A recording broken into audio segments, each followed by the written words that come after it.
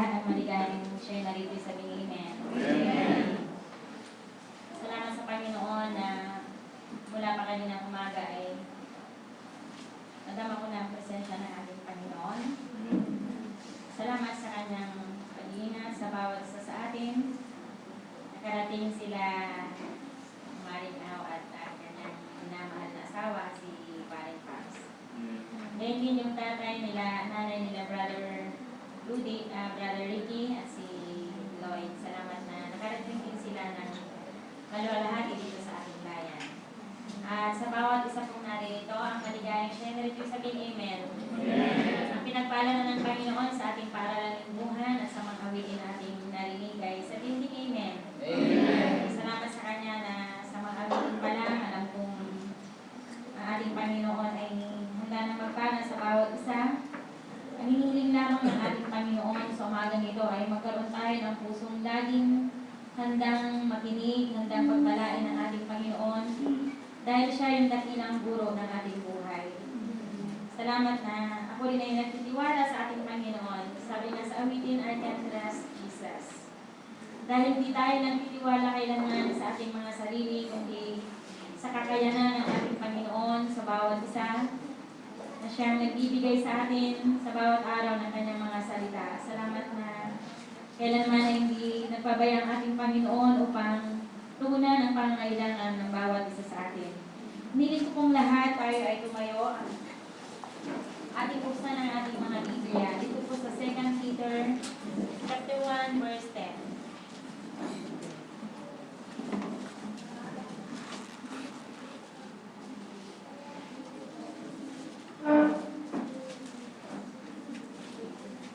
Sabay-sabay po nating basahin. 2 Peter chapter 1 verse 10.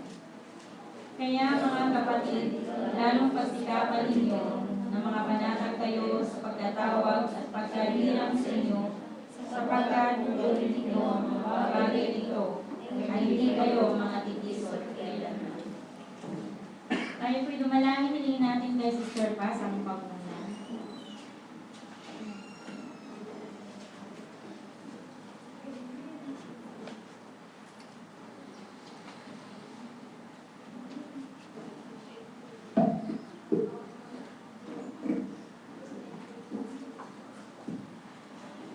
Tayo po'y manalangin. Manalangin Diyos, banal at makapangyarihan sa lahat. Salamat naman sa mga ito. Salamat o Diyos sa buhay na patuloy mong pinahiram sa amin. At Diyos sa umaga ito, salamat na kami po'y mapadako sa pakikinig ng iyong mensahe o Diyos. Salamat na mayroon kang mensahe sa tuwina sa bawat isa sa amin. Dalangin po namin o Diyos, nasamahan po nawa kami. Bigyan po kami ang kaming tagapakinig na isang pusong handang tumanggap na anumang maaaral mo, Diyos, na nais mong ipabatid sa amin. At nasa namin, O Diyos, na maging sa iyong alipin na itindig sa aming harapan. Nawa, gamitin mo siya, O Diyos, na daluyan na iyong pagpapala. Bigyan mo ng kapangyarihan ang bawat salita mo lalabas sa kanyang bibig, O Diyos. Sapagkat sa kanyang Ama, wala po siya magagawa kung hindi nakikilos sa aming kalamitan sa umaga ito. Kaya hinihiling namin ang iyong banal na Espiritu ang siyang mga siwa sa buong panahon ng aming serbisyo sa umaga ito. At nawa ang kapayapaan, ang iyong banal na salita, ang siyang tuloy, o Diyos, na siyang aming mapakinggan at ano man ang iyong mensahe, ay lubos namin maunawaan, Ama. Ang bawat isa ay mapagpala sa umaga ito. Kaya purihin ka, O Diyos, sa umaga ito at ibinabalik namin sa inyo ang pinakamatas na papulit. Pasalamat sa mga pangyayang pangalan na aming Panginoon Jesus.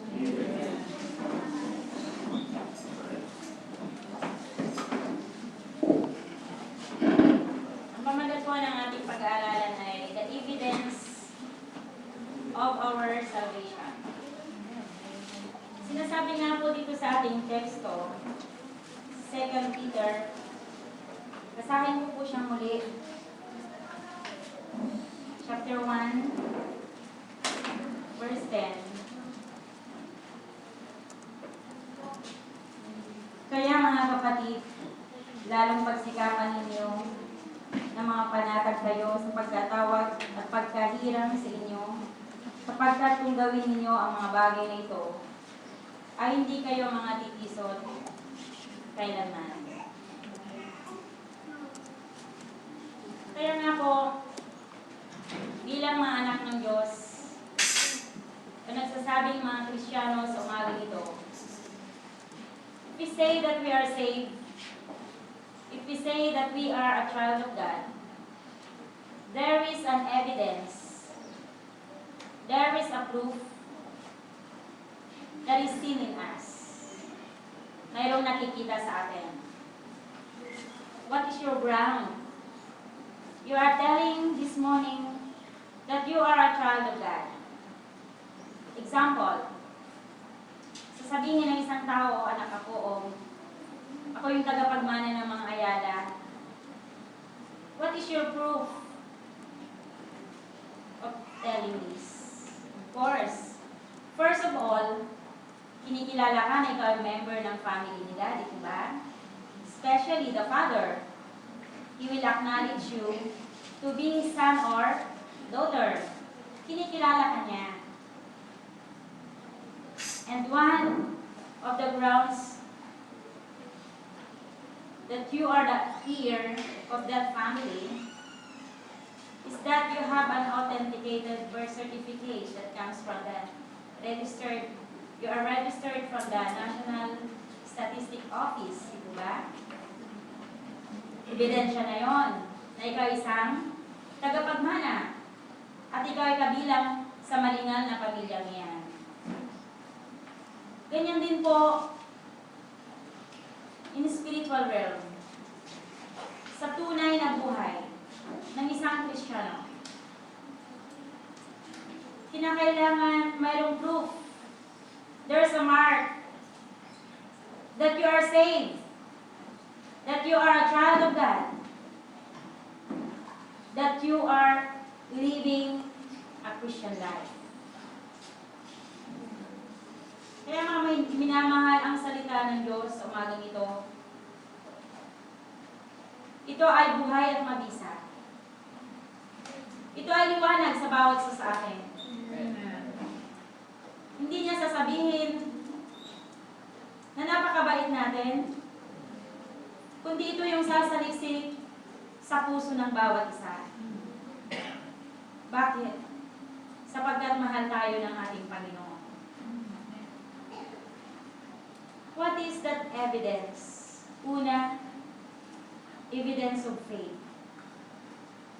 Isang ebidensya na ikaw ay naligtas mula sa kasalanan, namumuhay para sa ating Panginoon is because you have faith in God. Meron kang pananampalataya sa ating Panginoon. Yung mga iba kong minsan sabi nila, ako din naman ay may pananampalataya, di ko ba? Kahit lasing, kahit nagtutong-its, kahit nang bababae, meron din naman pananampalataya sa Diyos. Subalit kagaya nga po yung ating napag-aralan kanina sa ating Sunday School, faith without works is dead. Yung pananampalataya na walang gawa ay patay sa harapan ng ating Panginoon. Kaya nga po dito yung pananampalataya na nasa ating mga puso ay kinakailangan makita at mayroong gawa. Faith means believing, being sure of the things we hope for, and knowing that something is real even if we do not see. Kahit hindi natin ito nakikita, ay ating pinanampalatayanan. Kaya ang ginawa ng marami, hindi po ba? Hindi natin nakitang literal ang ating Panginoon. Meron ba nakakita dito sa ating Diyos? Wala, di po ba? Pero ang kanyang mga salita ay ating pinanampalatayanan. At mayroon siyang ginawa sa ating buhay. Kaya tayo naririto sa umagang ito na mayroong puspos na pananampalataya, nakagalakan natin, umaawit sa ating Panginoon, nagpupuri sa Kanya, dumadalangin sa ating Diyos na buhay. Bakit? Sapagkat nariyan yung pananampalataya niya. Ako'y naniniwala kung wala ang pananampalataya niya, wala tayo sa lugar na to. Maaring ngayon, sa mga oras na ito, nasa mga pasyalan tayo. Eh kung minsan nakakalungkot isipin, sabi nila, the Philippines is the only Christian nation in the Far East. Pero sa mga oras na ito, Ilang percent kaya yung mga nagsasabing Kristiyano ang mga nasa bahay dalanginan? Alin kaya mas malaking porsyento ngayon ang sumasamba sa ating Diyos o ngayon ay nasa mga kalayawan ng sanlibutan? Kaya mapalad ka sa umagang ito na mas pinili mo ang makinig ng salita ng ating Panginoon. Na mas pinili mo ang sumamba sa ating Panginoon sa mga oras na to. Iyan ay isang ebidensya na bagaman hindi natin nakita ang ating Panginoon, mayroon siyang ginawa sa ating puso. Faith is the reason we remember great people who live in the past. Maalala natin yung mga naunang nanampalataya sa atin. Yung mga naunang Kristiyano na sa kanilang buhay ay lubos na pinaniwalaan ang salita ng ating Diyos. Nagkaroon sila ng mabuting kawakasan. Si Josue, sinabi rin ni Josue yung bagay na yun. Ang aklat na ito ay huwag maniwalay sa iyo, kundi yung paggulay-gulayin araw at gabi. At kung maggagayoy, magkakaroon ka ng mabuting kawakasan. I-believe God. Naniwala siya sa salita ng Diyos at lahat ng mga naging tao ng Panginoon naniniwala sa kanyang mga salita, sa kanyang mga aral, ay nagkaroon ng mabuting buhay. Generation by generation. Yung blessing ng family nila ay naroon. Ganyan din ang salita ng ating Panginoon na ating pinapanampalatayanan sa mga oras na ito. Pag pumasok sa isang pamilya, papasok ang pagpapala, biyaya ng ating Panginoon. Pero kapag curse ang pumasok dyan, makikita mo, nakakaawa, di ko ba? Walang blessing ang ating Panginoon. Walang basbas ang ating Panginoon. Kaya kung minsan kahit anong gawing pagsusumikap, dahil wala yung approval, wala yung blessing, wala yung guidance at paggabay ng ating Panginoon, it comes to an end. It ends to nothing. Pero kung ating buhay ay nakasalig sa pananampalataya sa ating Panginoon, yung legacy ng ating iwanan sa ating pamilya, yung pananampalataya kay Kristo, yung pagmamahal sa salita ng Diyos, makikita po natin ang pagkilos ng ating Panginoon sa ating mga buhay. Diba? Nakakagalak sa puso na makita ang bawat pamilya na sumasamba sa ating Panginoon. Yun lang kailangan ng tao sa panahong ito. Ang salita ng ating Panginoon na maging gabay sa ating pang-araw-araw na buhay. Mga minamahal, napakagulo na ng mundo ito. Pero salamat na mayroon pa rin mabuting balita na ating napapakinggan. Kung makinig sa radyo, manood ng telebisyon, magbasa ng dyaryo, wala nang magandang balita, di ba? Subalit mayroon pa rin mabuting balita. Mayroon pa rin magandang balita sa umagang ito. Walang iba kundi ang salita ng ating Panginoon. Amen. Na siyang magbabago sa ating buhay. Yes. Magpapatibay sa ating pananampalataya kay Kristo. We are justified by faith.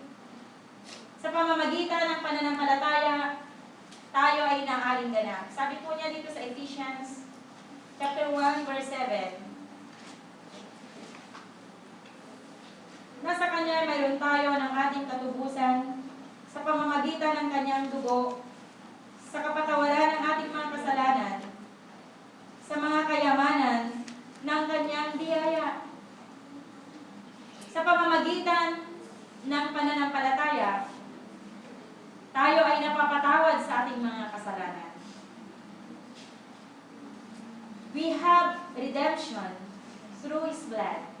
Hindi sa mga dugo ng mga tupa, na kagaya ng may inaalay ng sa Old Testament times.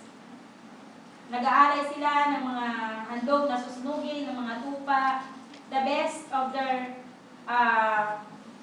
the fruit of their labor, sa kanilang first fruit ng bunga ng kanilang mga inaning bunga, kanilang mga alagang mga hayop. Yun ang iniaalay nila para mapatawad yung kanilang mga kasalanan. Pero ngayon, once and for all, Si Kristo ay namatay na. Para saan? Para sa katubusan ng lahat ng kasalanan ng mga tao. Amen? Kasama po tayo doon, mga minamahal. Great and small. Mayaman o mahirap. May pinag-aralan o walang pinag-aralan. Negro, puti, brown. Ano mang race. Saan man tayo? Tayo bilang mga lalang ng Diyos.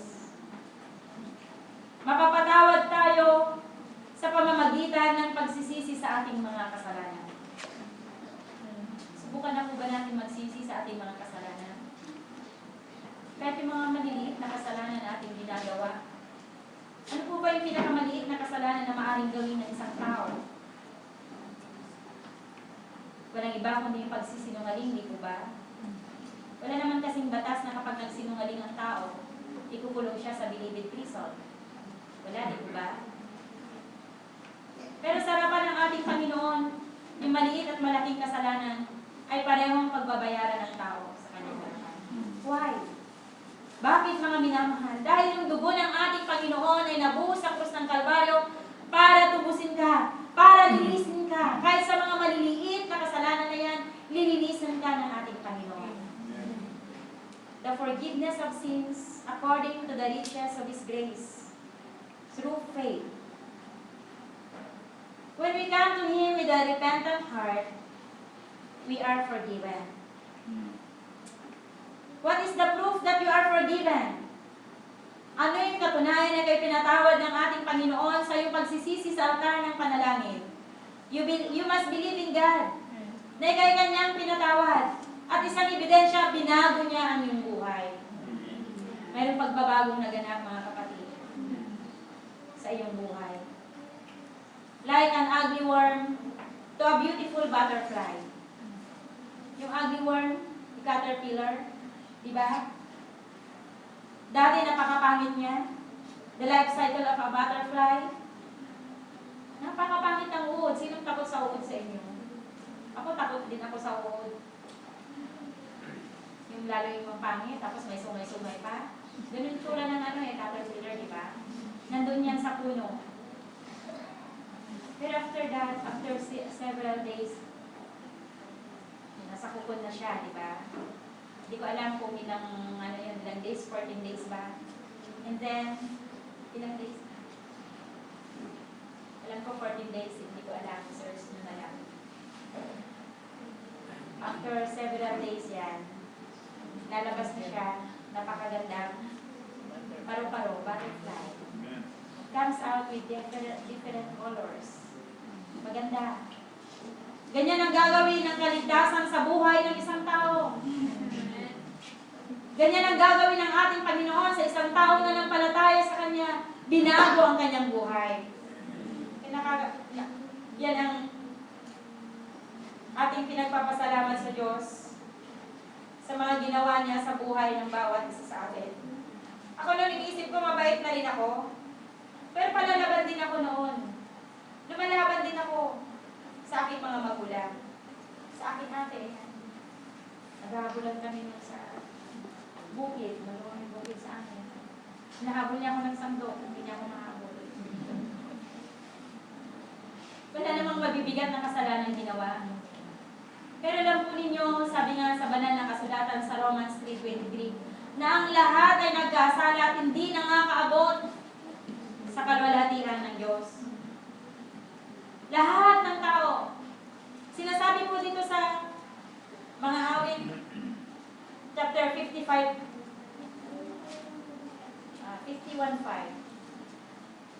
Na tayo'y inanyuan.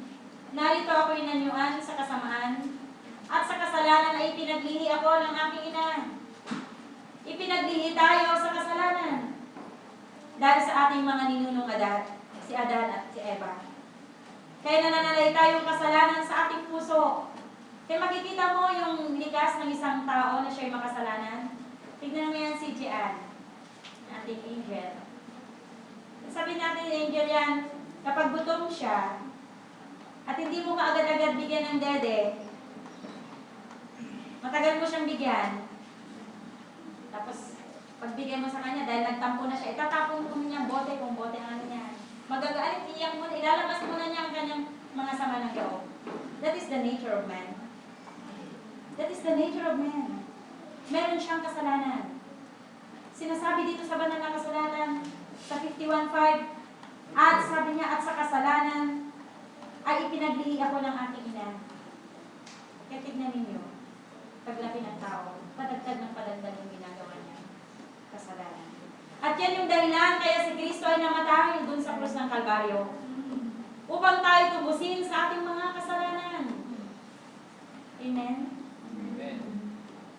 Kaya dito ang ebidensya na tayo mayroong pananampalataya sa Diyos. There is a great change that happened in your life. In our life. Hindi kayo pinatawad ng ating Panginoon. Kaya kapag tayo lumalapit sa ating Diyos sa pagsisisi, hindi na natin kailangan gumamit pa ng mediator para mapatawad yung ating kasalanan. Dahil ang Diyos, siya Espiritu, sinasabi sa gawa ay sa John, sapagkat ang Diyos ay Espiritu, ang bawat sumasamba sa Kanya ay nagsisisamba sa Espiritu at katotohanan. Kaya pag lumapit tayo sa ating Panginoon na mayroong pagsisising puso, tayo manampalataya, na tayo pinatawad ng Diyos. At doon, mangyayari ang pagbabago ng Panginoon sa ating buhay. Kagaya ng pangit na uuod, magiging magandang paru-paro. Kaya yung ebidensya, o ano kayo nangyari sa kanya? Bakit dati itong laging may kaaway doon sa kalye? Diba? Dati umaga pa lang, hawak na niya yung pandway. Dati laging umuusok ang kanyang bibig, di ba? Di ba? Pero ngayon, mayroon nang nangyaring maganda sa kanya. Amen. So makikita ng lahat na binago ng Diyos ang iyong buhay. That is one evidence. Mga minamahal. Kaya nga po dito, mayroon na tayong kapayapaan sa Diyos, sinasabi sa Romans, chapter 5, verse 1. Sa mga binatawad ng ating Panginoon, mayroon na tayong kapayapaan sa Kanya. Yaman nga ng mga inaling ganap sa pananampalataya, mayroon tayong kapayapaan sa Diyos sa pamamagitan ng Panginoong Hesukristo. Meron ka ng kapayapaan sa ating Panginoon. Bakit? Dahil dati tayo kaaway ng Diyos dahil sa kasalanan. Yan yung sinasabi sa Isaiah 59, 1 and 2, na dahil sa kasalanan ng tao, hindi nakikinig ang ating Panginoon. Pero nung tayo ay nagsisi sa ating mga kasalanan, dati we are sinners, we are God's enemy. And God hates sin. Ang Diyos, galit siya sa kasalanan. Hindi siya galit sa'yo. Hindi siya galit sa tao, pero yung kasalanan na kanyang ginagawa, iyon ang ayaw ng ating Panginoon. Kaya nga dito, to have peace with God, we must reconcile. Dahil ang ating Panginoon ayaw niya ng kasalanan, kinakailangan isuko mo ang iyong kasalanan to reconcile with God. Para makipagkasundo ka sa ating Panginoon, kinakailangan iwanan mo muna ang iyong kasalanan. At yan, magkakaroon kayo ng peace. You have peace with God. Yun yung sinasabi sa Romans 5:1. Yaman nga na mga inaring ganap, ay mayroon tayong kapayapaan na sa Diyos. Kaya kailangan iwanan din natin yung ayaw ng Panginoon sa ating buhay. Iwanan natin yan. At marami nang gumawa nito at nakaranas nito kung gaanong kadakilang Diyos ang ating pinaglilingkuran na nagbago ng ating dating buhay na ngayon ay nagbigay ng bagong buhay. Nagbigay ng bagong pag-asa sa harapan ng Diyos. Di po ba? Salamat sa ating Panginoon na sa aking buong buhay, pinagpapasalamat ko na nakilala ko siya. Napakagulo din ang buhay namin noon. Sabi ko, Panginoon, ibig ko na sumunod sa iyong kalooban. Ibig ko na maging instrumento mo ako para mapayapa yung aking pamilya. Yun pa rin ang patuloy na dinadayan natin sa ating Panginoon sa ating mga panalangin araw at gabi. Alam ko na buhay ang ating Panginoon, ating pinaglilingkuran. Kaya kung ano yung ayaw niya, ayaw din natin. Pag tayo humingi na ng tao sa Kanya, ayaw na natin gawin yung bagay na yun. Yung kasalanan, tinalikuran na natin siya. Ito ngayon yung bagong buhay sa kamay ng Diyos. Ano nga ba talaga yung kasalanan? Nandito yung kasalanan, kung minsan napakahusay magtago sa Panginoon. O napakahusay magtago sa kanyang kapwa. Pero sa harapan ng ating Panginoon, walang nalilingid sa kanyang kaalaman. Sin is sin even if it is done in a private or it will be known by the whole universe. Alam ng Panginoon niya yan. Every secret sins that are in the hearts of men. Alam ng Panginoon yung bagay na yan. Kaya nga po dito, there is remedy for sin. Merong remedyo ang kasalanan. Ito yung solusyon sa maraming problema ng maraming tao. Alam po ninyo, kung mga tao lamang talagang babalik sa ating Panginoon, magbabalik loob sa Diyos, at iiwanan ang kasalanan, wala nang laman yung bilibid prison, di po ba? Kung kinilala ng mga tao ang ating Panginoon. Walang trabaho yung mga gwardiya, dahil wala nang magnanakaw.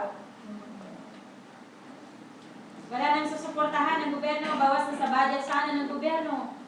Yung pagbabayad ng mga peace in order ng mga pulis, minsan sila yung mga pulis. Imbis na sila yung nagdadala ng kapayapaan, sila naman yung panggulo, di ba? Ang daming nasasangkot sa mga anomalya ng mga pulis. Pero talagang pinakasekreto dito, mga minamahal. Yung kapayapaan na handang ipagkaloob ng Diyos sa sangkatauhan. Walang iba kundi yung kapayapaan. Yung pakikipagpayapa sa Panginoon sa pamamagitan ng kanyang mga salita. Na yung puso niya ay malinis ng ating Panginoon. Kaya nga po sa umagang ito, sino nga bang gagamitin ng Panginoon? Para makita nila na mayroong Diyos na nagbabago ng buhay, nagbibigay ng pag-asa. Di ba tayo? Di ba tayo mga minamahal? Amen. Kaya sinasabi, we must believe that God also will provide all our needs. Na ang Diyos din ay mag-provide sa lahat ng ating mga pangangailangan. Ilang beses na tayong nagkulang o naghikaos, pero hanggang ngayon, buhay pa naman tayo, di ba? Nagkulang ba ang ating Panginoon? Manampalataya ka, sinasabi sa Matthew 6:33, seek ye first the kingdom of God. And His righteousness in all these things shall be added unto you. Sabi niya all, hindi niya sinabing few, kundi all, everything, lahat. Mapamaterial man, mapa-spiritual, o anong bagay na iyong pangangailangan, ay handang ipagkaloob sa iyo ng ating Panginoon. Kaya ganun siya kabuti sa atin. Kaya bakit noon, napakabigat naman yata yung mga pagsubok na dumadating sa ating buhay. Pero bakit hanggang ngayon, nandito ka pa rin nakatayo sa kanyang harapan? Bakit? Sapagkat nariyan, sapat yung biyaya ng Diyos, yung kanyang banal na espiritu na siyang nagbibigay ng kaaliwan sa atin. Sa mga pasanin na yan, na dumadating sa ating buhay. Isang sekreto dito,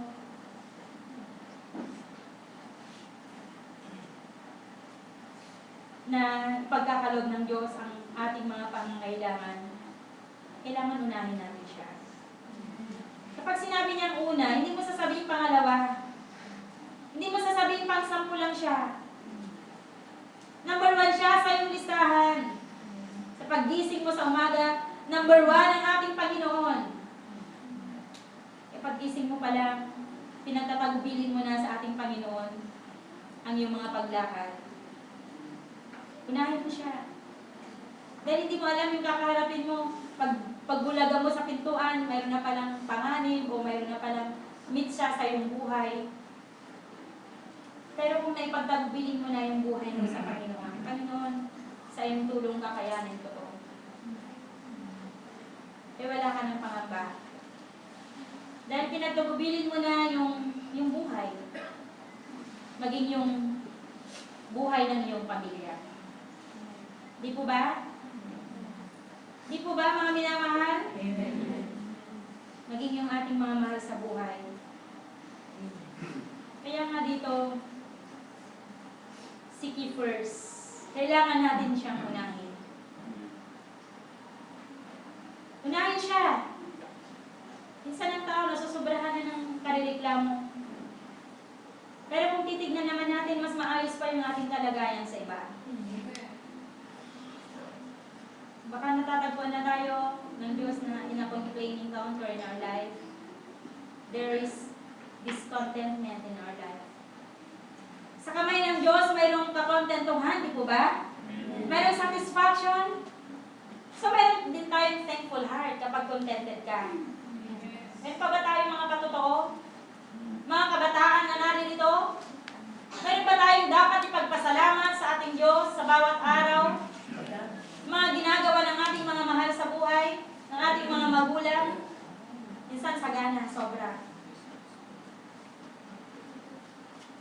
Pero minsan parang hindi tayo makahagilap ng ating ipagpapasalamat sa Diyos. Sana, alam ko na ang mga anak ng Panginoon ay meron silang napakaraming dapat ipagpasalamat.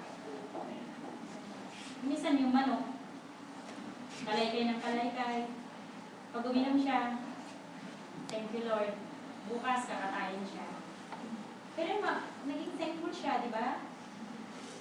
Magpasalamat siya, nagpapasalamat. Ang buhay na Kristyano ay punong-puno ng pasasalamat. Kanina, ganda nung awitin, salamat sa mga kapatid ko. Ano ba yung mga kapatid mo? Ba't pinapasalamatan mo? Mababait ba? O kahit hindi mababait. Salamat pa rin dahil sila yung reason para lalo maging strong yung faith mo sa Panginoon. Para lalo kang umawak sa Panginoon. Kahit hindi sila mababait sa'yo, pabaya silang mga kapatid. Diba? Salamat sa mga magulang ko. Blessing yan! Eh mga anak na walang pagpapasalamat sa mga magulang, alam niyo, sinasabi sa Ephesians, ibigin mo, igalang mo yung ama at ina na siyang unang utos na may pangako, di ba? Eh lahat ng mga anak na mabuting mga anak, mapagmahal sa magulang, ginagawa din ng Diyos ang kanyang basbas, ang kanyang blessing sa mga anak na yan. Tandaan niyo yan, mga anak. Subukan yung basusin ang inyong mga magulang. First. Kaya ako'y nalulungkot pag may mga anak na minsan napakalambing sa mga kaibigan, pag nangusap, friend. Pagdating sa magulang, didilatan ng mata yung mga magulang. Pag sumagot sa magulang, akala mo kilawin yung nanay niya, yung kanyang tatay. Pag gano'n mga anak. Alam ko ang salita ng Panginoon sapat sa atin. Siyang gabay sa atin sa bawat araw upang maging guidelines natin sa ating pamumuhay at maging blessing tayo sa mga lugar na ating kinaroroonan. Malalayo yung ating mga places. Hindi natin alam bakit. Hindi tayo nagdidikit-dikit. Dito na lang tayo sa isang compound para walang tukso na buong katarungan. Dito na lang tayo. No, why? Natatanong niyo ba yan? Bakit dito kayo dinala sa Cavite, sa Laguna, sa Taguig? Saan pa? Tinawag kayo sa lugar na yan. Para makita ang yung pananampalataya kay Kristo. Makita nila na mayroong Diyos na nagbabago ng buhay. Amen. Maging sa huling panahon na to, mayroon pa rin Panginoon na makapangyarihan. Na kayang magtuwid ng buhay ng isang tao. Pangalawa, evidence of work. Sabi niya dito sa James, yung binasa natin kanina na quote na ito sa ating Sunday school. Chapter 2, verse 31.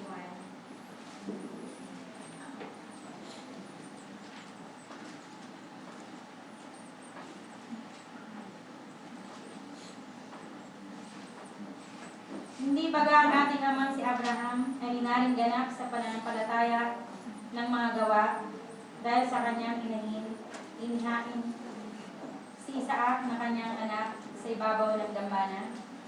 Nakikita mo na ang pananampalataya ay gumagawang kalakip ng kanyang mga gawa at sa pamamagitan ng mga gawa ay naging sakdal ang pananampalataya.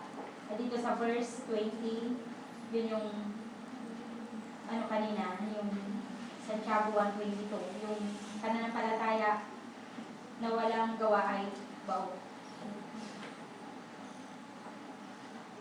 Kaya nga po dito, there's evidence. Mayroong panlabas na patotoo sa gawa ng Diyos na nasa loob. Ibig sabihin, kung ano yung nasa loob, lumalabas. Amen?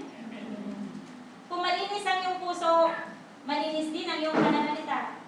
Hindi ka nagmumura, hindi ka nagtungayaw, hindi ka namimintas sa iyong kapwa, hindi ka nalalait na iyong kapwa. Malinis ang iyong puso. What's is in the inside will surely come out.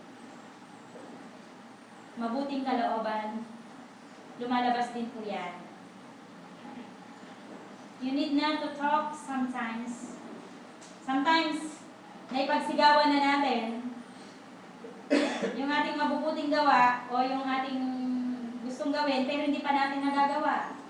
Naipamalitan na natin sa buong mundo. Pero ang kailangan ng Panginoon talaga, yung makita sa ating mga buhay. We keep on giving promises, pero kung di ko tayong tuparin at gawin yung bagay na to, useless ang lahat. Kaya yung mabuting gawa, lumilitaw yan. Hindi natin ipinapakita, pinangalandakan ito. There's a result. Mayroong resulta lagi yan sa buhay natin. Hindi mo pinagsisigawan, oh, mami, daddy, nag-aaral akong mabuti. Mayroong evidence. Mayroong evidence. Anong evidence, mga anak? Report card sa mga elementary and high school. Sa college, class card bang tawag doon? Class card, online na. Mayroong ebidensya sa ating mga gawa. Kaya sabi niya rito, for as the body without spirit is dead, so faith without works is dead. Kaya nga, ang buhay natin ngayon, sa panahong ito, hindi lang tuwing araw ng linggo. Hindi lang tayo Sunday Christian. In all the days of our life, 24 hours a day, 7 days a week, 365 days a year, and leap year, 366 days. Yon ang ibig ng ating Panginoon na makita sa mga anak ng Diyos sa umagang ito. Na mayroon siyang mga anak sa panahong kasalukuyan na namumuhay para sa Kanya. We must be careful as we walk bearing Christ's name. Bearing Christ's name. Yung salita ng ating Panginoon na nasa ating mga puso. Kaya nga po, sana sa buhay na to, naging sa aking sarili, lagi ko rin sinasabi sa Panginoon, na ibig ko pa, to learn more, to ask more for God. Marami pa akong kulang. Dahil ang pagkakilala sa ating Panginoon, habang nakikilala natin siya, ang kapangyarihan ng Panginoon, ay lalo rin natin nakikita ang ating mga sarili. Lalo natin nakikita ang ating kawalan. Lalo natin nakikita yung ating kawalang kaya. Dahil lahat naman ng nasa atin ay galing sa Diyos. Hindi po ba? Maging yung maitim at maputing buhok, hindi tayo makakagawa niyan. Kaya lahat, we must be dependent on God. Maging dependent tayo sa lahat ng bagay sa umagang ito. Kaya nga, sana sa buhay na to, huwag nating pabayaan yung mga mahalagang bagay. Ano ba yung mahalagang bagay? Ano ba yung mahalaga na nasa atin? Walang iba kundi si Kristo. Walang iba kundi yung ating kaluluwa. Walang ibang kinakain dito kundi ang salita ng ating Diyos. Anong nararamdaman ninyo mga minamahal? Pagkatapos yung sumamba sa Panginoon. Pagkatapos yung mag-aral ng kanyang mga salita. Pagkatapos yung umawit. Pagkatapos yung magkaroon ng family devotion sa inyong tahanan. Anong lumalakas doon? Anong lumalakas? Pagkatapos mong humayo, umattend ng service. Di ba't ang lumalakas yung ating kaluluwa? Yung ating espiritu? Lalo mong nararamdaman sa iyong puso na minamahal mo ang ating Panginoon. Paminsan ng mga taong mahilig magpabaya. Mahalagang bagay na papabayaan. Papabayaan na natin lahat, wag lang yung ating kaluluwa. Kaya salamat sa Panginoon sa mga oras na to. Nagagalak ako na nagagawa na natin gawin yung mga bagay na kalugod-lugod sa ating Panginoon. Oras ng panambahan, wala nang akong narinig na nagkakalampag sa kusina. Ibig sabihin, nagagawa natin ang paraan bago dumating. Kaya na natin gumising ng umaga para makapagluto na.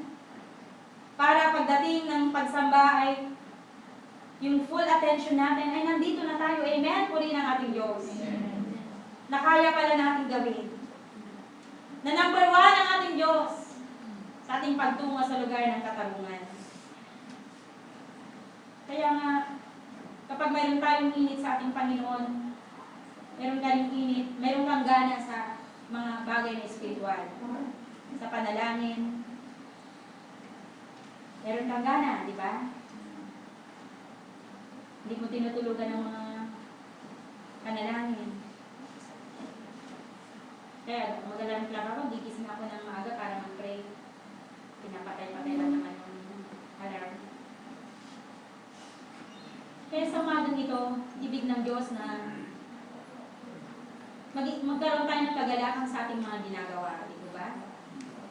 Kasi kapag mahal mo yung ginagawa mo, hindi ka maiinip.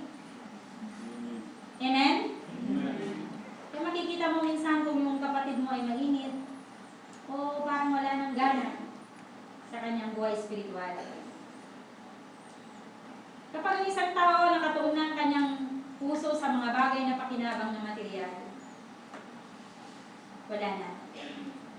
Pero kung ito ang kahalagahan natin, yung ating soul, our most valuable possession is our soul, ang ating kaluluwa. Ito yung lagi nating handang busugin. Di ba rin na kung minsan nagugutom tayo, kagaya ngayon. 11:15 na. Gutom na tayo. Ano naman malapit na tayo matapos.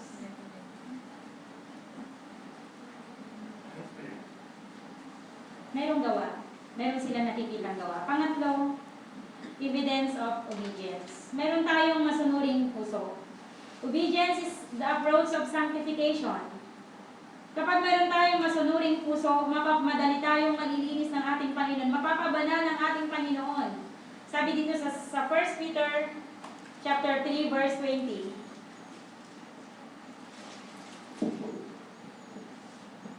Na ng unang panahon ay mga suwail na ang pagpapahinuhod ng Diyos ay nananatili noong mga araw ni Noe. Samantalang inihanda ang daong na sa loob niya ay kakaunti, sa makatwid ay walong kaluluwa ang nakaligtas. Bakit konti ang mga naligtas nung panahong iyon? Dahil matitigas yung kanilang mga ulo. Matitigas ang kanilang kalooban. Na ayaw sumunod sa ating Panginoon. Sa utos ng Diyos, magsisi kayo. Wala namang ulan eh. Nagpabaya sila, di po ba? Kaya kapag nagpabaya ng isang tao, maraming napapahama. Bigyan tayo kaya nagpabaya tayo sa material na bagay. Nagluluto ka, computer ka ng computer. Nangyari, sunog, di ba? Buti kung yung kanin lang masusunog. That is an ugly word. Pagpapabaya. At sana huwag mangyari yan sa atin bilang mga Kristiyano. Sa mga bagay na tinawag sa atin ng Panginoon, na sana maganap natin ito ng buong puso. Ng buong puso. Bakit, Panginoon, ang bigat naman yata nito? Diyan ka tinawag ng Diyos. Bakit kaya mo yan? Hindi niya ibinigay sa iba, sa iyo niya binigay dahil kaya mo. Amen? Kaya nga, few are obedient. Nung panahon ni Noe, ganun sila. Kaya hindi sila nakaligtas sa panahon ng pagkagunaw. Ganyan din. Sabi niya, obedience is the approach of sanctification. Kapag matigas ang ulo ng isang Kristiyano, kailanman hindi siya malilinis ng ating Panginoon. Kaya iglesia, kapag maraming makaralidad yan, it's not purified, magkakagulo yan, walang ano yan, magkabahabahagian dyan yung mga kanya-kanyang katakasan sila. Ganyan ang mangyayari sa isang iglesia. Kapag hindi nalilinis. Pero makita mo yung evidence, nung unang araw ng Pentecostes, nagkaisa yung kanilang puso. Nagkaroon sila ng tender heart. Naging mix sila. Naging simple sila. Naging mapanalanginin sila. At ang isang bagay na ginawa ng Diyos, they are united. They are united! Pinagkaisa sila ng ating Panginoon na ano pa, sinabi ng bawat isa na hindi nila pag-aari yung kanilang sarili, kundi ang kanilang pag-aari ay para sa sangkalahatan. Hindi sila naging madamot. Kaya nga po dito, makita natin, they will unite, they will live in peace. Lahat ay nagkaroon ng kapakumbabaan sa isa't isa. Maganda yung dalawang kalagayan, di po ba? Masaya. Masaya yung pamilyang mayroong pagmamahalan. Mayroong pagkakaisa. Napuspos ng pag-ibig ang kanilang mga puso. Kaya nga po dito, ang buhay natin na laging inilalapit sa ating Panginoon, doon siya higit na nakakakilos. Higit na nakakakilos. Kapag narinig natin ang mensahe ng pagpapakabala ng Diyos, paglilinis ng ating Panginoon, kapag alam mo na hindi ka pa nilinis ng Panginoon, ilapit mo yung sarili mo sa Diyos. Huwag mo i-claim yung isang bagay na wala pa sa'yo upang makagawa siya sa iyong buhay. Bakit kaya, Panginoon, napakadali kong makakita ng kapintasan ng iba, samantalang hindi ko nakikita yung aking kapintasan? Napakadali kong, napakasensitive ko. Napakamagagalitin ko. Ibig sabihin, meron pang umiinis dyan sa iyong puso na kailangan mong ilapit sa ating Panginoon upang malaya siya na makagawa sa iyong buhay. We need power. Yung power na to ay ibinibigay ng ating Panginoon sa mga nag-iibig na lumapit sa Kanya, na mayroong mapagpakambabang puso. Ang Diyos ang siyang magpapakilala sa atin kung ano yung tunay nating kalagayan. Sa umaga nito. Meron na bang evidence of salvation sa atin? Obedience? Meron na ba tayong obedience heart? Obedient heart? Handa na ba tayong sumunod sa salita ng Diyos? Evidence of love? Mahal mo ba ang iyong kapatid? Kung nakikita mo nagugutom, kain ka ng kain, hindi mo man maabutan ng isang one piece of bread.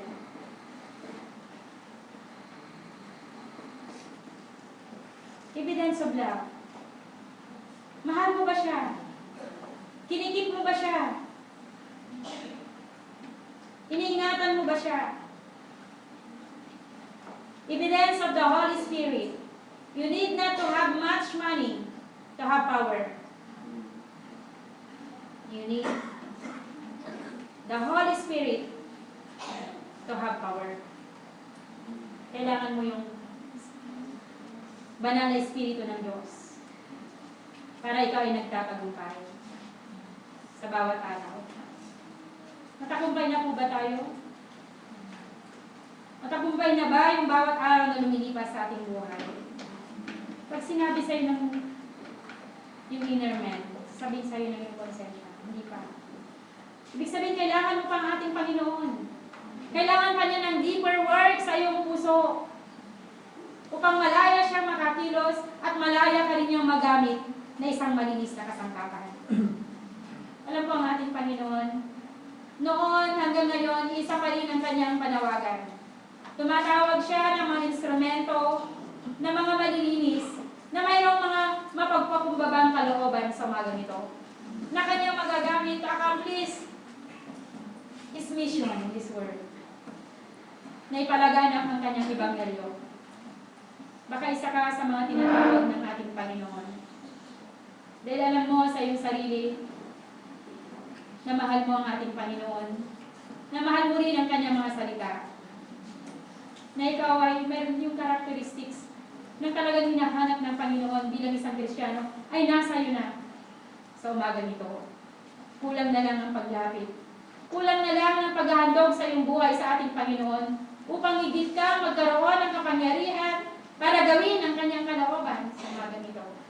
Hindi kailangan dito na tumanda ka pa ng tumanda bago ka magamit ng ating Panginoon. Kahit in the prime age of your life, hinahanap ng Panginoon yung mga handang magpagamit sa Kanya. Na magsasabi, Panginoon, narito ako sa iyong harapan. Handa akong magpagamit sa iyo. Linisin mo ako. Gagamitin ka ng ating Panginoon. Kapag ibigay mo sa iyo, sa Kanya ang iyong buhay. Dahil sa Kanya naman talaga yung buhay na to. Sana wag natin ipagkait yung buhay na to. Sana wag natin ipagkait yung talento na binigay sa atin.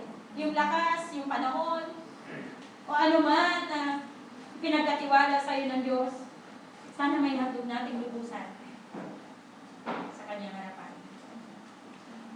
Kaya maraming salamat sa ating Panginoon, sa ating napag-aralan sa umaga nito. Naway, ako'y nagtitiwala sa Diyos. Naway, pinagpala tayo. Tayong lahat ay tumayo. Maraming Diyos na makapangyarihan sa lahat. Salamat Ama sa inyong dakilang pag-ibig sa amin. Ano man yung aking pagkukulang, Panginoon, ay iyong pagkulungan sa umaga nito. Hindi naman ako ganun talunong, Panginoon. Ang aking tiwala. Lagi lamang akong nakadepende sa iyong magagawa, Panginoon. Kaya hindi rin ko nawa, Ama, na mga salita mo na nahayag sa umaga nito. Ito yung binigay mo sa umaga nito. Naway makagawa mo sa puso ng bawat isa. Sa mga oras na ito, Panginoon, ay makagawa ka sa puso ng bawat isang narito. Kung ano man yung mga bagay na wala ka sa amin, handa mo rin ipagkaloob ito, Ama, sa aming buhay. Kaya tulungan mo po, Panginoon, ang bawat isa. Sino man po yung nakakaramdam sa kanyang puso na kailangan kanya sa kanyang buhay. Naway, lumapit siya sa iyo, Ama. Kung sino man naririto, Panginoon, na hindi pa niya naihandog lubusan ang kanyang buhay sa inyo. Naway, tumawag ka pa po, Ama, na mga mag-acknowledge, mag-accomplish ng iyong kalooban sa mundo ito. Dahil nangangailangan ka, Ama, ng tunay na magmamahal sa iyo, sa iyong mga salita, sa iyong mga aral, Panginoon, sa panahong kasalukuyan. Kaya habang inaawit natin yung awit ng panawagan, kung sino man ang hinihiko ng ating Panginoon na ibig lumapit sa Kanya sa umaga nito, walang mawawala sa atin kung lalapit tayo sa ating Panginoon na mayroong mapagpakumbabang puso.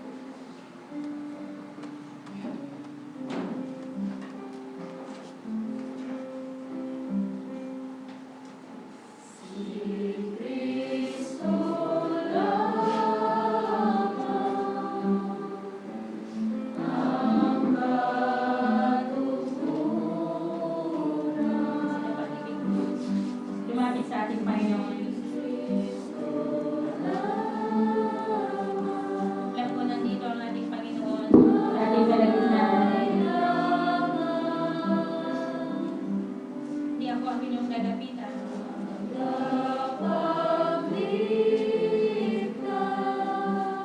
Hakbang mo ang iyong mga paa sa Panginoon.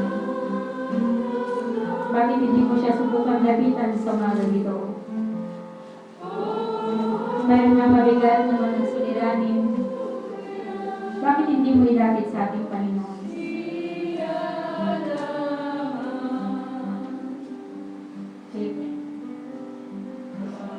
This is the answer. Sino pa hindi lumapit sa ating Panginoon? Nakbang mo ang iyong mga paa sa Panginoon. Sa altar ng panalangin.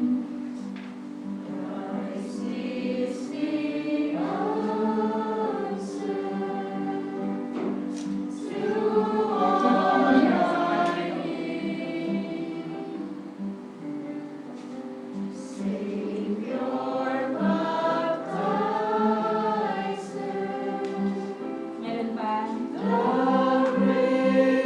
Tinatawag ka ng ating Panginoon. Pinakatok niya ang iyong puso sa umaga ito.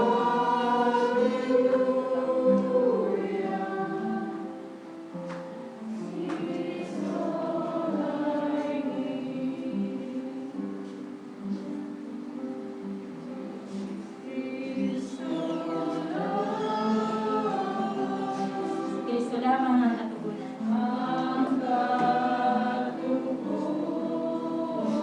Alam ko narito ang ating Panginoon sa umaga ito. Patuloy siyang kumikilos sa ating kalagitnaan. Sino pang ibig lumapit sa ating Panginoon? Hakbang mo ang iyong mga paa sa ating Panginoon.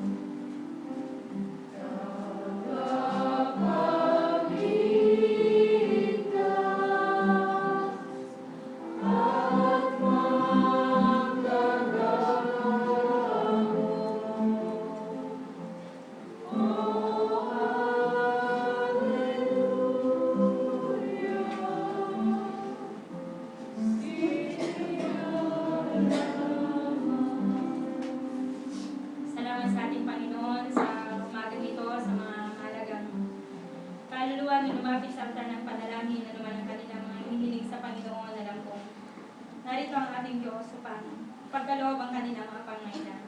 Yes.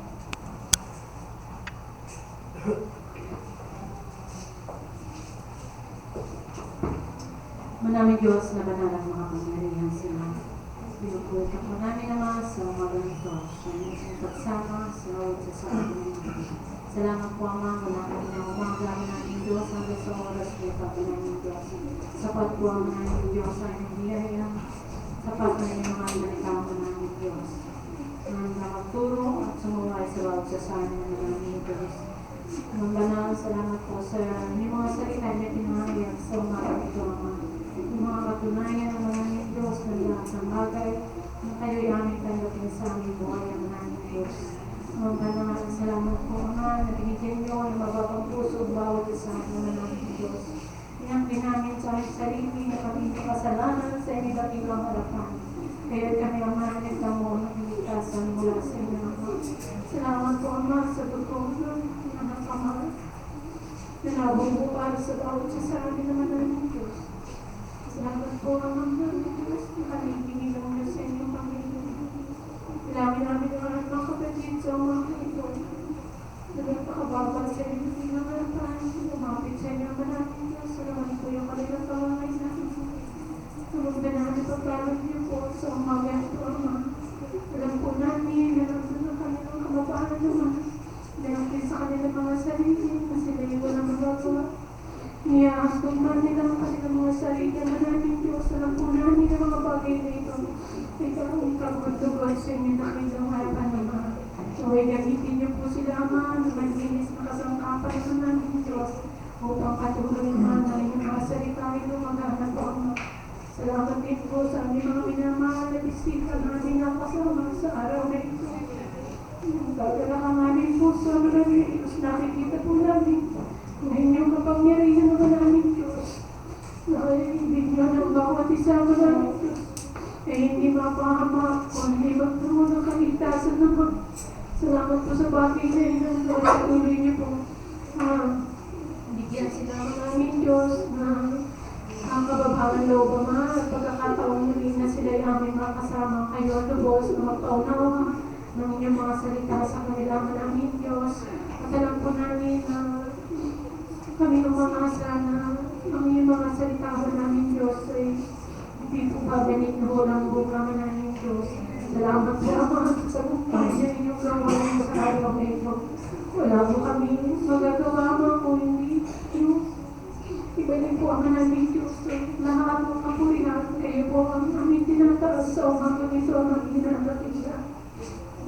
Unang sa aming mga dalangin na inakit namin na wala kang ginagawa sa aming mga sarili. Napatunayan namin sa araw na ito na kayo po ang aming kasama. Kaya ang aming po pasasalamat, kaya aming po pinangabot maging aming mga dalangin sa aming Panginoon sa Kristo. Amen. Salamat sa Panginoon sa tagumpay ng kanyang gawain.